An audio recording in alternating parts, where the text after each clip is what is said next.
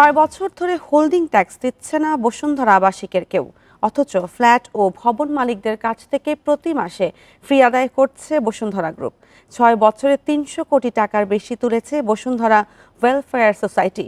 এবার তাদের কাছ থেকে ট্যাক্স আদায়ে কঠোর হচ্ছে সিটি কর্পোরেশন। এরই মধ্যে বকেয়া পরিশোধে চিঠি দেওয়া শুরু করেছে ডিএনসিসি। 2018 সালে ঢাকা উত্তর সিটি কর্পোরেশনে অন্তর্ভুক্ত হয় বসুন্ধরা আবাসিক এলাকা। কিন্তু 6 বছর ধরে হোল্ডিং ট্যাক্স দিচ্ছে না বসুন্ধরার বাড়ির মালিকেরা, অথচ প্রতি মাসেই বসুন্ধরা গ্রুপকে ট্যাক্স বাবদ ফি দেন ফ্ল্যাট ও ভবন মালিকরা। সেই টাকা আদায় করা হয় বসুন্ধরা ওয়েলফেয়ার সোসাইটির মাধ্যমে। আবাসিক ভবনের প্রতি বর্গফুটের জন্য মাসে 60 থেকে 80 পয়সা এবং বাণিজ্যিকের জন্য 1 টাকা 80 পয়সা দিতে হয় ওয়েলফেয়ার সোসাইটিকে। সেই হিসাবে 11,000 ফ্ল্যাট ও ভবন মালিকের কাছ থেকে বছরে আদায় 50 কোটি টাকারও বেশি, অর্থাৎ 6 বছরে তোলা হয়েছে 300 কোটি টাকার বেশি। কিন্তু তাদেরকে আর ছাড় দেবে না সিটি কর্পোরেশন। হোল্ডিং ট্যাক্স আদায় করতে বসুন্ধরায় ফ্ল্যাট ও ভবন মালিকদের চিঠি দিচ্ছে ডিএনসিসি। আমরা বিল্ডিংটা করছি রাজুকের কাছ থেকে প্ল্যান নিয়ে, আমরা বাস করি এই সিটিতে। সেক্ষেত্রে অবশ্যই আমাদের ট্যাক্সটা সিটি কর্পোরেশনকে দেওয়া উচিত। বসুন্ধরা যে ট্যাক্সটা ধরতেছে আমার কাছে, এটা আমাদের কাছে সো মাছ বেশি হয়ে গেছে। আমরা এটার জন্য এখন বুঝে নিতে যে বসুন্ধরা এগেনস্টে কোনো কথা বলা যায় না, ও যেটা করে সেটাই।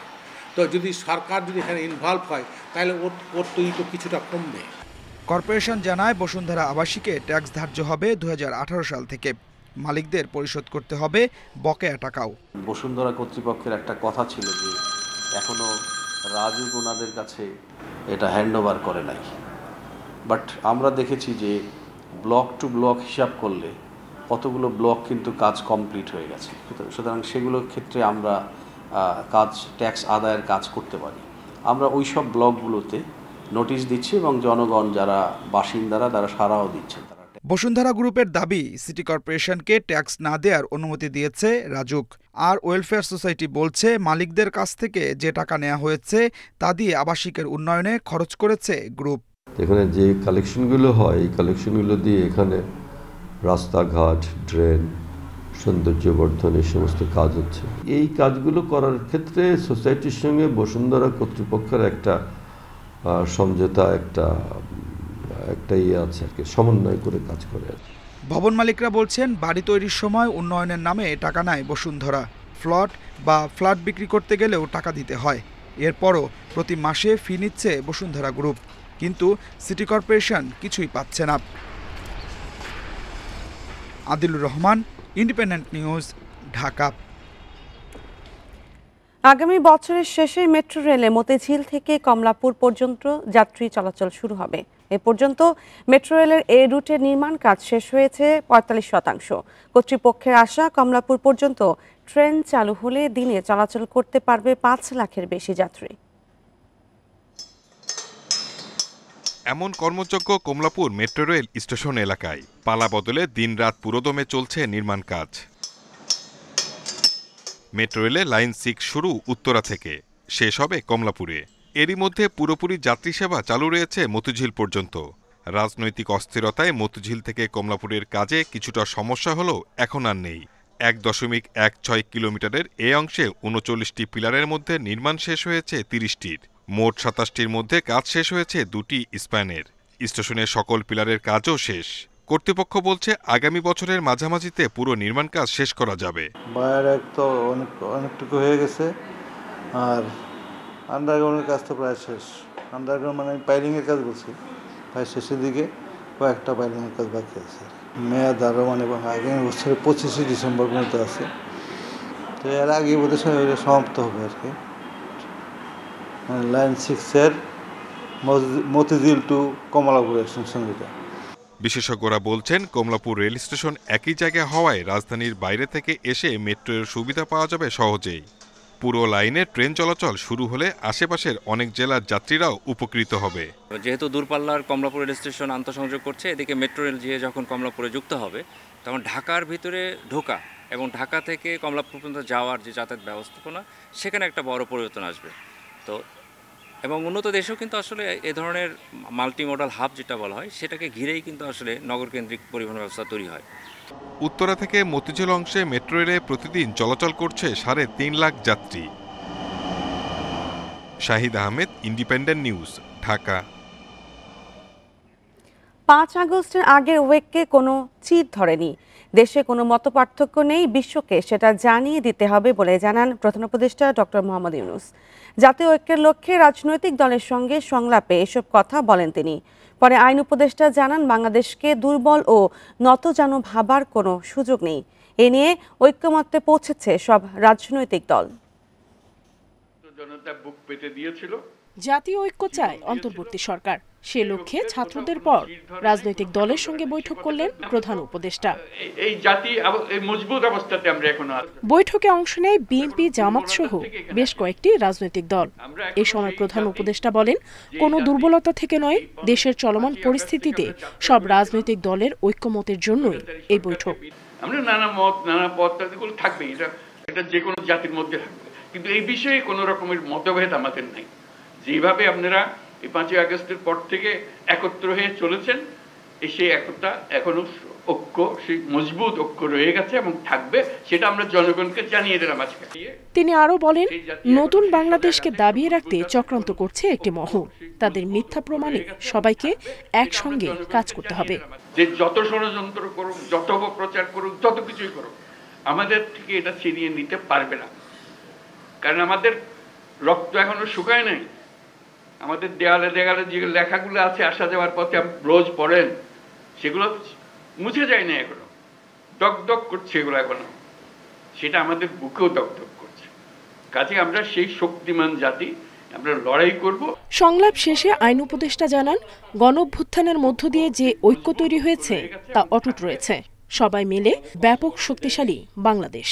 বাংলাদেশকে দুর্বল, শক্তিহীন, নতজানু ভাবার কোনো রকম অবকাশ নাই। এটা এই জাতীয় ঐক্যমতে, এটা একটা জাতীয় সমাবেশের মধ্যে দিয়ে, সকল রাজনৈতিক সমাবেশের মধ্যে দিয়ে এই বার্তা প্রকাশ করতে, এই বার্তা জানিয়ে দিতে বলা হয়েছে। উপদেষ্টা আরও জানান, বাংলাদেশের স্বাধীনতা, সার্বভৌমত্ব ও অস্তিত্ব রক্ষায় ঐক্যমতে পৌঁছেছে সবাই। সবাই এক, সবচেয়ে উপরে দেশ। নুরসেলিনা শিউরি, ইন্ডিপেন্ডেন্ট নিউজ, ঢাকা। স্বাধীনতা ও সার্বভৌমত্বের প্রশ্নে এক থাকবে রাজনৈতিক দলগুলো। প্রধান উপদেষ্টার সঙ্গে বৈঠকে কথা জানিয়েছেন নেতারা। ষড়যন্ত্র বন্ধ করতে সরকারকে দ্রুত নির্বাচন দেওয়ার আহ্বান জানিয়েছেন বিএনপি। আর জামায়াত বলছে যে কোনো চরমপন্থা এক চুল ছাড় দেবে না তারা। এছাড়া দেশি বিদেশি চক্রান্তের বিরুদ্ধে কৌশলে এগোনোর পরামর্শ দিয়েছে অন্যান্য দলের নেতারা। অন্তর্বর্তী সরকার গঠনের পর প্রায় সব রাজনৈতিক দলের সঙ্গেই আলাদাভাবে কথা বলেছেন প্রধান উপদেষ্টা ডক্টর মোহাম্মদ ইউনূস। সেসব বৈঠকে সংস্কার আর নির্বাচনই ছিল মূল আলোচ্য। বুধবারই প্রথম জাতীয় ঐক্য ইস্যুতে প্রধান উপদেষ্টার সঙ্গে বৈঠকে একসঙ্গে অংশ নেয় প্রায় সব দল। রাজধানীর ফরেন সার্ভিস একাডেমিতে বিকেল 4টার পর শুরু হওয়া বৈঠক চলে প্রায় 3 ঘন্টা। দেশের স্বার্থে এক কাতারে থাকতে চান সবাই। যে কোনো চরমপন্থায় এক চুল ছাড় দেয়া হবে না বলে হুঁশিয়ারি দেন তারা। আমরা বলেছি যে অতি দ্রুত সংস্কার সাধন করে নির্বাচনের জন্য একটি রোডম্যাপ দেওয়া, যাতে করে জনগণ একটি রোডম্যাপ পেলে নির্বাচনমুখী হয়ে গেলে যে সকল ষড়যন্ত্র এখন আপনারা দেখতে পাচ্ছেন, এইসব ষড়যন্ত্র আর কেউ করতে সাহস পাবে না। ক্লিয়ারলি আমরা জানিয়ে দিয়েছি, এক্সট্রিমিজম বা চরমপন্থা যে দিক থেকেই আসুক আমরা তাকে ঘৃণা করি। এটাকে আমরা কোনো অবস্থায় প্রশ্রয় দিব না এবং মেনে নেব না। এটা যে রূপ নিয়েই আসুক, সকল রূপের আমরা চরমপন্থাকে আমরা ঘৃণা করব এবং প্রশ্রয় আমরা দিব না কেউ। এই ব্যাপারে আমরা সকলে একমত হয়েছি। সাম্প্রদায়িক অস্থিরতা সৃষ্টির চেষ্টা হচ্ছে উল্লেখ করে ভারতের কড়া সমালোচনা করেন নেতারা। ষড়যন্ত্র মোকাবিলায় সরকারকে কৌশলী হওয়ার তাগিদ দেন। এই ঐক্যের প্রকাশ হিসেবে সারা দেশে একটা দিবসে আমরা জাতীয় পতাকা হাতে আমরা সবাই দাঁড়াবো। এই বিষয়ে হয়তো দ্রুতই সিদ্ধান্ত আসতে পারে। বাংলাদেশের জনগণ, বাংলাদেশের গণমাধ্যম এবং বাংলাদেশের ডায়াসপোরা কমিউনিটি যারা বিভিন্ন দেশে ছড়িয়ে আছে এবং আমাদের আন্তর্জাতিক গণমাধ্যম সহ বিভিন্ন খ্যাতনামা প্রতিষ্ঠানে যারা কর্মরত, তাদেরকে নিয়ে সোশ্যাল মিডিয়া, মেইনস্ট্রিম মিডিয়ায় এই অপপ্রচার এবং প্রপাগান্ডার বিরুদ্ধে একটা সঠিক ক্যাম্পেইন করার জন্য আলোচনা হয়েছে। ঐক্যের লক্ষ্যে বৃহস্পতিবার ধর্মীয় নেতাদের সঙ্গেও বৈঠক করবেন প্রধান উপদেষ্টা। Mahmuda Moumita, independent news, Dhaka. ভারতীয় গণমাধ্যমে বাংলাদেশে হিন্দু নির্যাতন নিয়ে অপপ্রচার চলছে বলে মনে করছেন সনাতন ধর্মের নেতারা। তাদের মতে পশ্চিমবঙ্গের প্রতিবাদে সমাবেশগুলো ভোটের রাজনীতি। এ বিষয়ে দেশের সবাইকে সতর্ক থাকার আহ্বান জানিয়ে তারা বলছেন, অপপ্রচারে ফাঁদে পা দিলে বিশৃঙ্খলা সৃষ্টির সুযোগ তৈরি হবে। ৫ আগস্ট ছাত্র জনতার আন্দোলনের মুখে স্বৈরাচারের পতন হয়। বিক্ষুব্ধ জনতার তোপের মুখে দেশ ছেড়ে ভারতে আশ্রয় নেন পতিত সরকারের প্রধান শেখ হাসিনা। আজ আমরা চোখের সামনে দেখতে পাচ্ছি লাইভ টেলিভিশনে কচুকাটা করা হচ্ছে হিন্দুদেরকে। এরপর থেকেই ভারতীয় গণমাধ্যমগুলো দেশে হিন্দু সম্প্রদায়ের উপর নির্যাতনের একের পর এক অভিযোগ তুলে ধরছে। এমনকি ছাত্রদের নিজেদের মধ্যে সংঘর্ষকে সাম্প্রদায়িক সংঘর্ষ হিসেবে চালিয়ে দিচ্ছে। যে কোনো অপ্রীতিকর ঘটনাকেই সাম্প্রদায়িকতা রং দেওয়ার চেষ্টা চালাচ্ছে। হিন্দু নেতারা বলছেন, ভারতীয় গণমাধ্যমে যে চিত্র দেখানো হচ্ছে তার সাথে বাস্তবতার কোনোই মিল নেই। ৫ আগস্টের পরে যেসব হামলার ঘটনা ঘটেছে সেগুলোর বেশিরভাগই রাজনৈতিক, এর সাথে ধর্মের কোনো সম্পর্ক নেই। অতিরঞ্জিত করে ভারতীয় মিডিয়া অপপ্রচার করার কারণে এটা বেশি অতিরঞ্জিত হয়ে গেছে আর কি।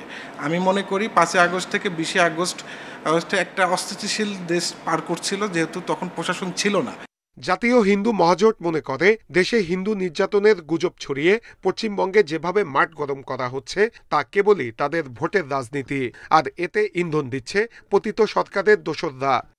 ওনারা ওখানে চেষ্টা করে যে বাংলাদেশে মাইনরিটিদের নিয়ে নির্যাতনের কাহিনী যত বেশি বলতে পারবেন তত বেশি ওখানকার হিন্দুদের ইউনিটি করে মুসলিম বিরোধী একটা সেন্টিমেন্ট তৈরি করে বিজেপি ক্ষমতায় আসবেন। কারণ হলো ওখানে কিন্তু ক্ষমতার রাজনীতি বেশি, নীতি নৈতিকতা অতটা বেশি না।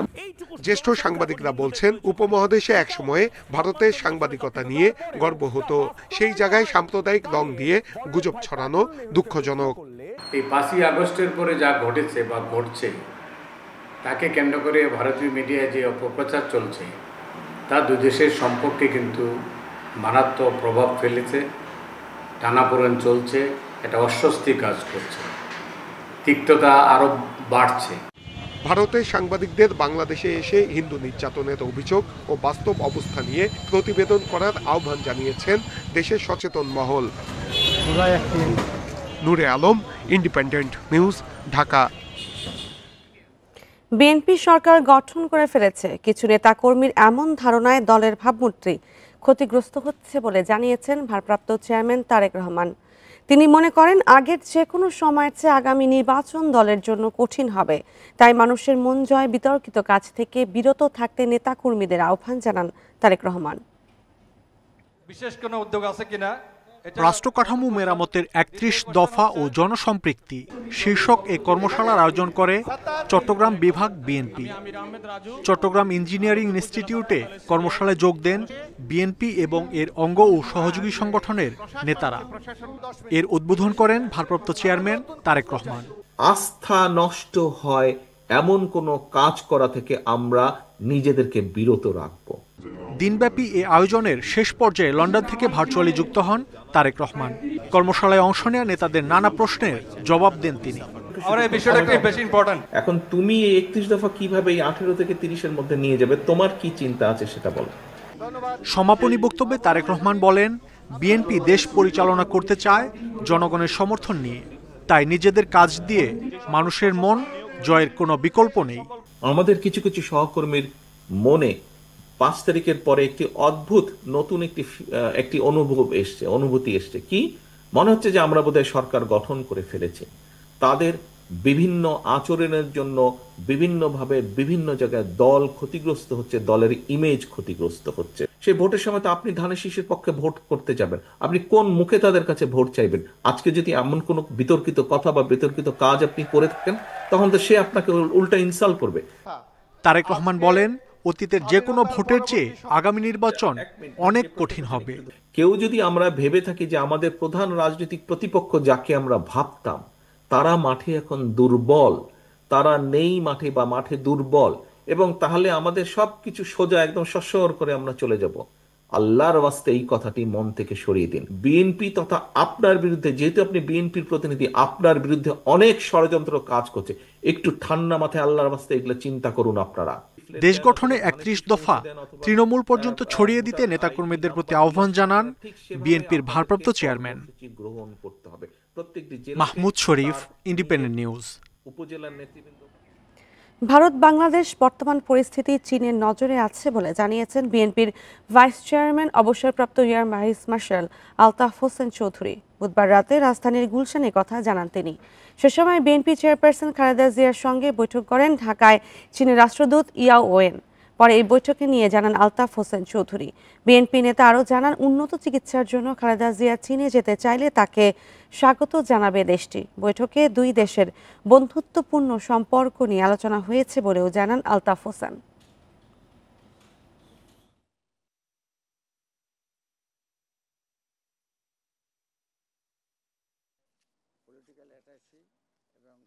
Bangladesh China relation, Bangladesh South Asia relation এ নিয়ে হালকা কথাবার্তা হয়েছে। ইদানিং ইন্ডিয়াতে যে ঘটনাগুলো ঘটেছে বা ইসকনকে নিয়ে বাংলাদেশে ঘটনা ঘটেছে, এ নিয়ে বিস্তারিত আলাপ হয়নি, কিন্তু তারা প্রত্যেকটা জিনিস জানে। সংবিধান সংস্কারের সারা দেশে জনমত জরিপ চলবে 5 থেকে 10 ডিসেম্বর পর্যন্ত। কমিশনের পক্ষে জরিপ করবে পরিসংখ্যান ব্যুরো। গণঅভ্যুত্থানের মুখে 5 আগস্ট আওয়ামী লীগ সরকারের পতনের পর সংবিধান সংস্কারে কমিশন গঠন করা হয়। এ নিয়ে বিভিন্ন সংগঠন ও সংবিধান বিশেষজ্ঞদের সাথে মতবিনিময় চালিয়ে যাচ্ছে কমিশন। একই সাথে ওয়েবসাইটের মাধ্যমে সংবিধান সংস্কারে নাগরিকদের মতামত নেওয়া হয়েছে, যেখানে মতামত দিয়েছে 50,573 জন। এছাড়া রাজনৈতিক দলগুলোর কাছ থেকেও লিখিত মতামত গ্রহণ করেছে কমিশন। এসবের ভিত্তিতে সংবিধান সংস্কারের সুপারিশ সহ প্রতিবেদন তুলে ধরবে তারা। ভারতের সাথে সম্পর্কের টানাপোড়েন রাজনৈতিক, এতে বাণিজ্যিক বা অর্থনৈতিক সম্পর্কে প্রভাব পড়বে না বলে দাবি করেছেন অর্থ উপদেষ্টা ডক্টর সালেহ উদ্দিন আহমেদ। বলেন, ভারত থেকে আমদানি পণ্যের সময় মতোই আসবে। সচিবালয়ে ক্রয় সংক্রান্ত উপদেষ্টা কমিটির বৈঠক শেষে অর্থ উপদেষ্টা বলেন, চাল আমদানির বিষয়ে সিদ্ধান্ত হয়েছে সভায়। এজন্য ভারত, মিয়ানমার, থাইল্যান্ডের বিষয়ে আলোচনা হয়েছে। বাংলাদেশে ভারতের পণ্য আসা বন্ধ হবে এমন হুমকি প্রসঙ্গে উপদেষ্টা বলেন, এই ধরনের বক্তব্য রাজনৈতিক, যার প্রভাব বাণিজ্যে পড়বে না। রমজানে পণ্যের দাম বাড়বে না বলেও আশা প্রকাশ করেন তিনি। বলেন, ভ্যাট কমিয়ে খেজুর, তেল, মসুর ডাল আমদানি করা হচ্ছে, তবে সিন্ডিকেট বন্ধ করা গেলেও চাঁদাবাজি বন্ধ করা যাচ্ছে না। জিনিসপত্রের দামের ক্ষেত্রে চাঁদাবাজির প্রভাবকে দায়ী করেন উপদেষ্টা। যারা আপনার বিক্রি করে তারা তো কিন্তু ওই পলিটিশিয়ানরা কি বলে না বলে, যদি ওখানে এক্সেস থাকে প্রাইসের আপনার ইস্যু হয়, তারা কি করবে? বিক্রি করতে হবে, আপনার কাছে বিক্রি করে আরেকজনের কাছে বিক্রি করতে হবে। অর্থাৎ এটা আমার মনে হয়, হ্যাঁ কিছুটা তারা বলে দেবো না, তখন তারা ওদিকে ব্যবসায়ীরা তখন প্রোটেস্ট করবে যে আমরা কোথায় যাবো। ভারতে আবার চাল উৎপন্ন হয়, যখন এক্সেস থাকে, পেঁয়াজ উৎপন্ন হয়, সেটা কোথায় বিক্রি করবে? ব্যাংক খাতের দুর্দশার জন্য কেন্দ্রীয় ব্যাংকের কর্মকর্তারাই দায়ী বলে মনে করেন ব্যাংক নির্বাহীরা। এছাড়া রাজনৈতিক আধিপত্যের কারণে খেলাপি ঋণ আদায় করা সম্ভব হয় না বলেও জানান তারা। বুধবার বিআইবিএম মিলনায়তনে আয়োজিত সেমিনারে ব্যাংক খাতের বর্তমান পরিস্থিতি নিয়ে তারা এসব কথা বলেন। এ সময় বাংলাদেশ ব্যাংকের গভর্নর বলেন, অর্থ পাচারের কারণে বাড়ছে না ব্যাংক খাতের আমানত। রাজনৈতিক প্রভাব ও নানা অনিয়মের কারণে গেল ১.৫ দশকে সবচেয়ে বেশি ক্ষতিগ্রস্ত হয়েছে ব্যাংকিং খাতে। নামে বেনামে ঋণ ও পাচারের কারণে সামগ্রিকভাবে ক্ষতির মুখে দেশের অর্থনৈতিক অবস্থা। বিআইবিএম আয়োজিত সেমিনারে ব্যাংক খাতের সামগ্রিক পরিস্থিতি ও সংস্কার নিয়ে কথা বলেন ব্যাংকাররা। বলেন, গেল ১৫ বছরে দুর্নীতি ও অনিয়ম করে ব্যাংক খাতকে দুর্বল করা হয়েছে। এ খাতের দুর্দশার জন্য কেন্দ্রীয় ব্যাংকের দুর্নীতিবাজ কর্মকর্তাদের দায়ী করেন তারা। বিভিন্ন রকম তদবিরের জ্বালায় ব্যাংকিং সেক্টর পাগল হয়ে যায়। চাকরি দিতে হবে তাদের আত্মীয় স্বজনকে, তাদের প্রমোশন দিতে হবে, তাদের ট্রান্সফার করতে হবে, এবং এটা একদম তলা থেকে উপর পর্যন্ত তদবিরের পর তদবির আসে। স্যার, ভালো ব্যাংকগুলো মানে মানুষ আস্থা অর্জন করতে পারছে না।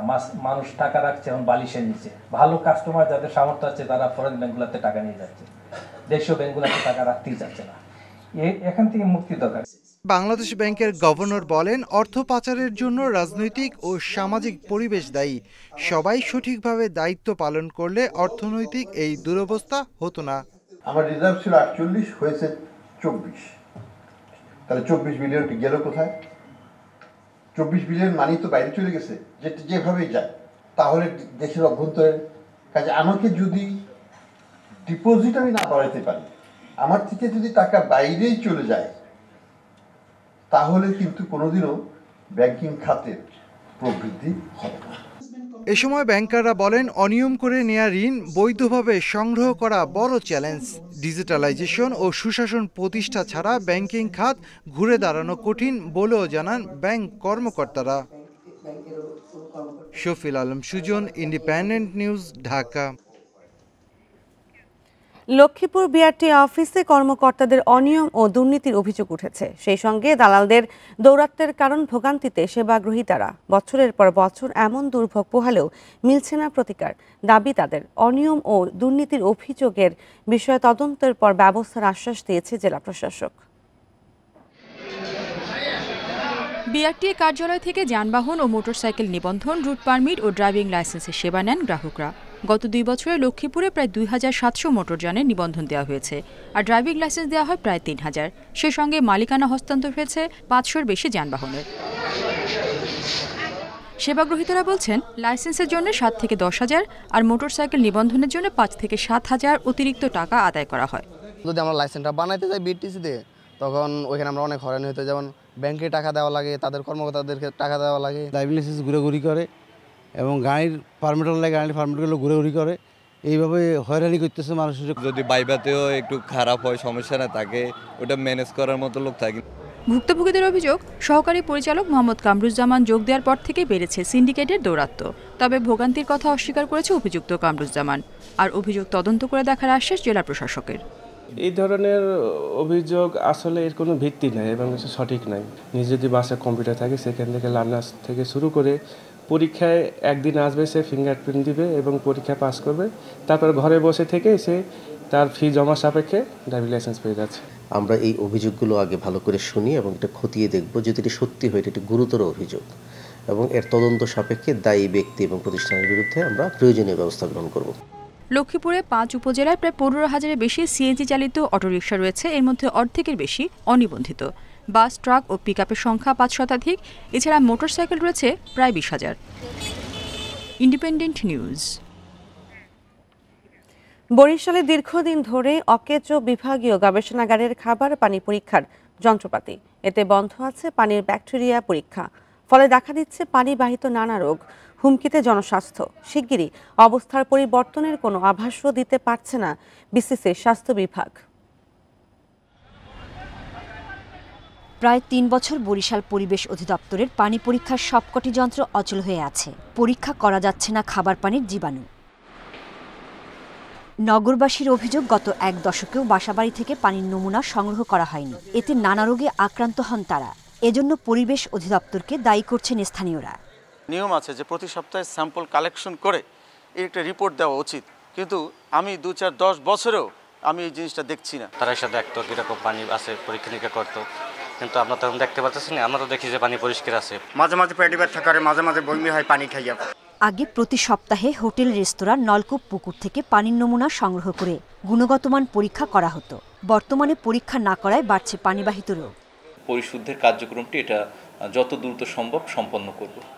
আমরা আসলে বিভিন্ন বস্তি এলাকায় খোঁজ নিচ্ছি এবং আমাদের বরিশালের যারা ডার্মাটোলজিস্ট রয়েছে তাদের কাছ থেকেও আমরা জানতে পেরেছি যে চুলকানির মাত্রাটা বেড়ে গেছে।